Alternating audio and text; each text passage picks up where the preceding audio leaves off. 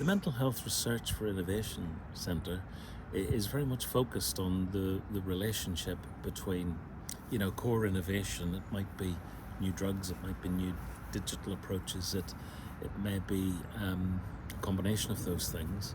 And what's really important about that is it becomes a evidence base for new ways to create different types of hopefully more effective interventions. And very critically, the way we've set M-RIC up, we have world-class scientists working on that aspect of it, and at the other end you have a big organisation like Mersey, where we can take that evidence and translate it into new pathways of care.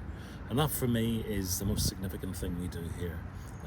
We use all of our knowledge assets, but we've got to make sure that those knowledge assets create proper benefits for patients.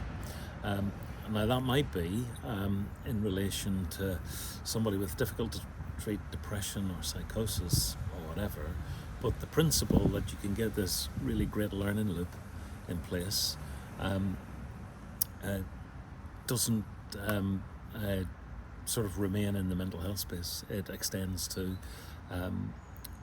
the addictions piece as well, because as we know, an awful lot of people with addictions have also got a mental health diagnosis. So I think that helps drive and improve services for people with that dual diagnosis. But it's really important, I think, to recognise that a device like M-RIC is great for pulling innovation through to patients, but it's also really important too for engaging pharmaceutical companies, devices companies, medical devices companies and so on in thinking that this is an important market for us to get into. I mean, we know that addiction is a really prevalent problem. We know too that we can all imagine addiction in a certain sort of way, because sometimes we see addicted people on the streets, but we also know that functional addiction is a really significant issue. So people are holding down jobs and families, but really struggling underneath with the impact of addiction and mental illness and so on.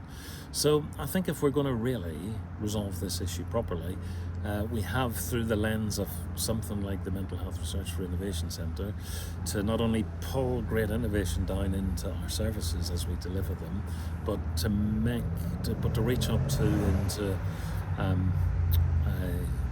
the industry side, as we call it, to get them to be as innovative as possible as well. So I think if we can pull that one off, it's a sort of win-win all round.